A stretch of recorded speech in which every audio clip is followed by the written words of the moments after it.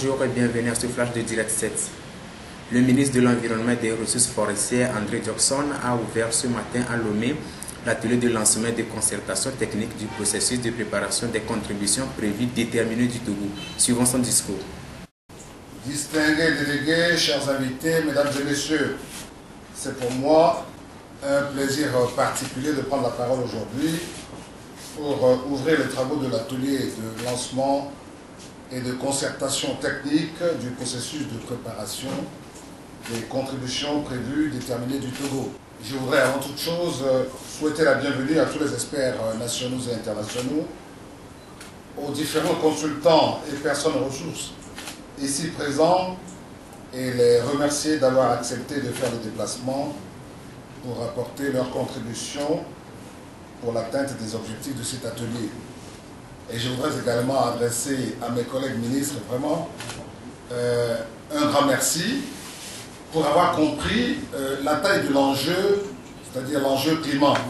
Je voudrais au nom du gouvernement togolais exprimer ma profonde gratitude au gouvernement français pour l'accompagnement du Togo dans le processus de préparation de ces contributions prévues déterminées au niveau national. Il me souvient que quand nous avons approché la délégation française à Lima pour leur dire que nous n'avons pas intérêt à ce que Paris soit un échec, on a eu une prompte réponse dès notre arrivée au Togo. Et M. l'ambassadeur lui-même s'est déplacé pour nous assurer que la France est prête à nous accompagner. Merci M. l'ambassadeur.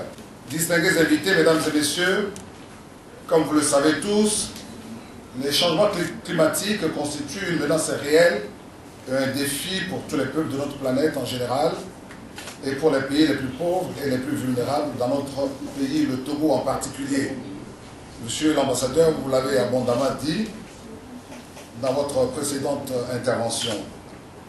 Il se manifeste par des sécheresses et des inondations, des cyclones et par des perturbations profondes, des cycles saisonniers qui entravent tout effort de développement, surtout dans les pays les moins avancés, des petits États insulaires et des régions africaines où les activités économiques sont intimement liées aux conditions climatiques et dont les capacités techniques et financières pour faire face à ces phénomènes sont limitées.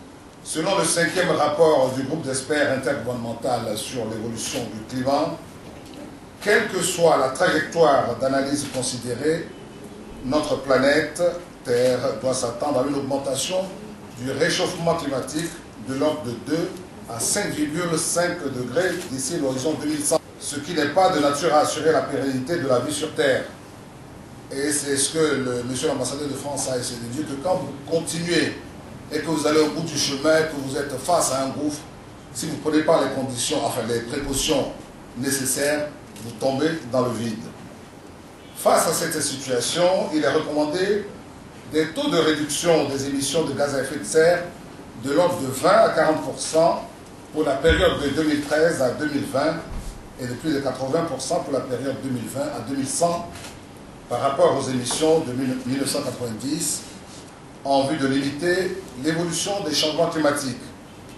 Distingués invités, mesdames et messieurs, lors de la 17e conférence des parties à la Convention cadre des Nations Unies pour le changement climatique, COP17, tenue en décembre 2011 à Durban, en Afrique du Sud, les États parties à la Convention ont convenu de la création d'un groupe de travail spécial, la plateforme de Durban pour une action renforcée, qui a pour mandat d'élaborer au titre de la Convention un protocole, un autre instrument juridique ou un texte convenu d'un commun accord ayant valeur juridique applicable à toutes les parties. L'objectif était de lancer un vaste processus participatif et inclusif au niveau international afin de parvenir à un nouvel accord international sur le futur régime climatique qui devra être adopté à Paris en décembre 2015 à l'occasion de la COP 21 pour entrer en vigueur à partir de 2020.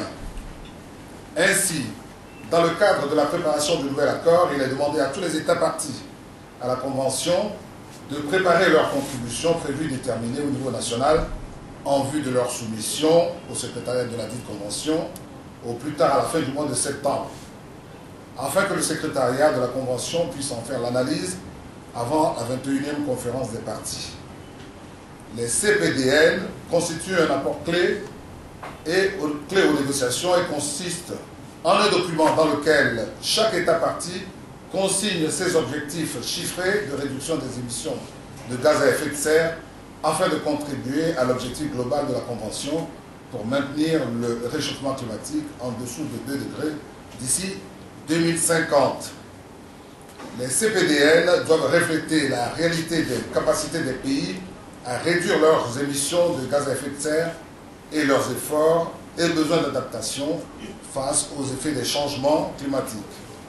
Elles doivent aussi respecter un format type, notamment faire le bilan en tenant compte des circonstances nationales, des efforts nationaux d'atténuation et d'adaptation aux effets des changements climatiques, des besoins financiers et technologiques nationaux, ainsi que des besoins de renforcement des capacités et compétences nationales. C'est ainsi que le Togo, après avoir soumis une requête au gouvernement français, bénéficie de son appui pour la préparation de ces CPDN. Pour ce faire, un bureau d'études a été recruté par l'Agence française de développement pour accompagner le Togo dans cet exercice. Mesdames et messieurs, depuis la ratification de la Convention cadre des Nations Unies sur les changements climatiques et de son protocole, le Togo a fait de la mise en œuvre de ces deux instruments juridiques internationaux son cheval de bataille dans le but de participer aux efforts mondiaux de lutte contre les changements climatiques. Pour y parvenir, le gouvernement togolais, sous l'impulsion de son Excellence M. Faure Gnassingbé, s'est résolument engagé à lutter contre le phénomène des changements climatiques. Cet engagement s'est traduit par l'intégration de l'environnement et particulièrement la question des changements climatiques dans son cadre juridique national, notamment la loi cadre de l'environnement, et dans sa stratégie de croissance accélérée et de promotion de l'emploi assortie d'un programme d'activité à mettre en œuvre. La présence donc du ministre Simon Djiché justifie largement ici parmi nous. Le Togo a préparé et soumis sa communication nationale initiale sur les changements climatiques en 2001, sa deuxième communication nationale en 2011 et la troisième communication est en cours de préparation. Le Togo dispose de sa stratégie nationale de lutte contre les changements climatiques et de son programme d'action national d'adaptation au changement climatique qui a permis d'identifier les besoins urgents et immédiats d'adaptation et les options de réponse aux effets néfastes des changements climatiques. En matière d'atténuation, le Togo a élaboré en 2010 son document rapport d'évaluation du potentiel national à participer au mécanisme pour un développement propre dans les secteurs de l'énergie, de la foresterie et son document de préparation de la stratégie de réduction des émissions dues à la déforestation et à la dégradation des forêts et au stock de carbone dans le sol. Je fais allusion au RED+, en 2013.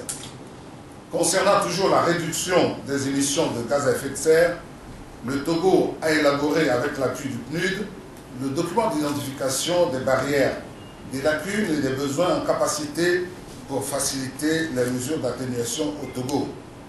C'est ici le lieu de rappeler la nécessité du soutien des partenaires techniques et financiers pour renforcer les efforts de mise en œuvre engagés par le gouvernement togolais en matière d'atténuation des émissions de gaz à effet de serre. Tous ces documents devraient servir de socle pour la préparation des CPDN du Togo. Et à ce sujet, je m'adresse à M.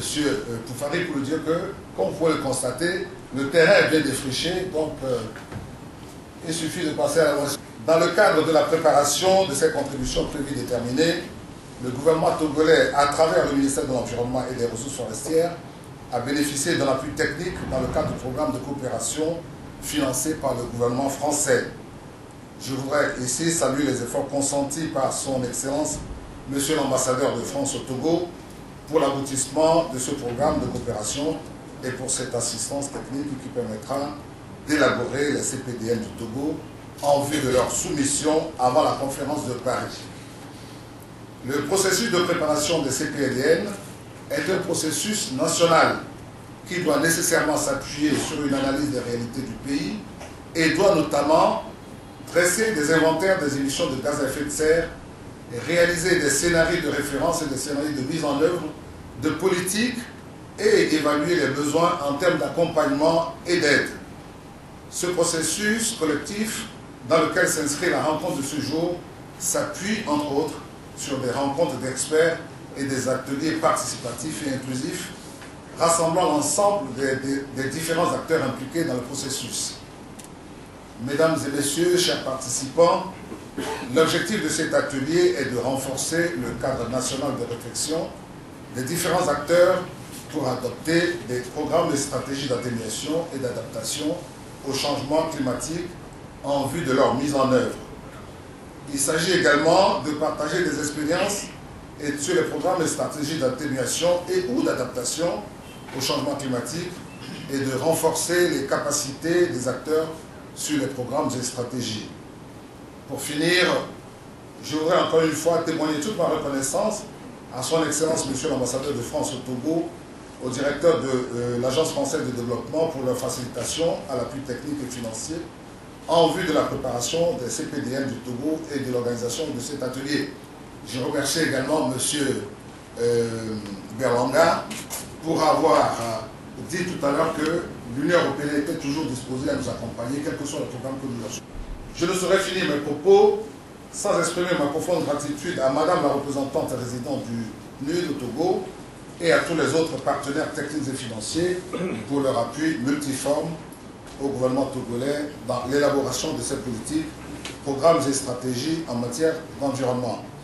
C'est sur ces mots que je souhaite plein succès à vos travaux et déclare ouvert l'atelier de lancement et de la concertation technique du processus de préparation des contributions prévues déterminées du Togo.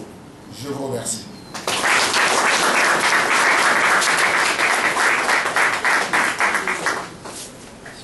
Posé sur 4 piliers. Il y a un premier pilier, c'est qu'on veut faire un accord ambitieux, universel, c'est-à-dire que les 196 États le signent, et juridiquement contraignant, comme je vous l'ai expliqué. Donc on veut une grande charte, si vous voulez, un texte qui soit un texte robuste et qui nous garantisse qu'on change de trajectoire et qu'on change de modèle de développement, plus sobre en carbone. Deuxième pilier, c'est qu'il y aura les contributions nationales, comme celle qui est lancée aujourd'hui au Togo, qui vont permettre au secrétariat de la conférence d'additionner, si vous voulez, les efforts des uns et des autres pour avoir la base sous-jacente à cet accord. Troisièmement, il va y avoir un mécanisme financier pour pouvoir financer les projets. Il ne s'agit pas seulement d'avoir des projets ou des engagements, il faut pouvoir les tenir. Pour les tenir, il faut de l'argent. Donc il y aura un fonds. Et quatrièmement, c'est ce qu'on appelle l'agenda des solutions. On va mettre aussi, bien évidemment, en exergue et en valeur les efforts de la société civile dans tous les pays. Parce qu'au fond, ces questions climatiques, ce n'est pas que des questions officielles d'institutions, c'est des questions civiques, c'est des questions de comportement quotidien, de consommation, d'attitude avec les déchets. C'est une question d'intérêt général, d'intérêt universel. Donc c'est notre condition commune universelle qui est en cause. Vous savez ce qu'on disait, Claude Lévi-Strauss disait « Le monde s'est fait sans l'humanité et pourrait finir sans elle ». C'est le risque qu'on a si on n'a pas un accord à Paris. Donc qu'on soit un pays industrialisé, une économie en transition ou un pays en développement, tout le monde va rendre sa copie, sachant bien sûr, et ça il faut vraiment le préciser dans le cas du Togo, les documents n'auront pas la même nature qu'on soit un pays industrialisé ou un pays en développement comme le Togo. Ce qui veut dire que les pays du Nord ont très clairement des objectifs d'atténuation, donc de réduction des gaz à effet de serre extrêmement significatifs, avec ensuite des modalités d'accompagnement. Et pour les pays comme le Togo, on est sur des trajectoires d'adaptation en priorité, c'est-à-dire comment prendre en compte la contrainte climatique dans le cadre du développement du pays. Et ensuite, ce développement-là doit être sobre en carbone, ce qui fait que ça va aussi influencer la trajectoire en termes d'émissions de gaz à effet de serre. Vous voyez bien que c'est un processus un peu différent, mais sachant que tout ça doit concourir à l'accord de Paris.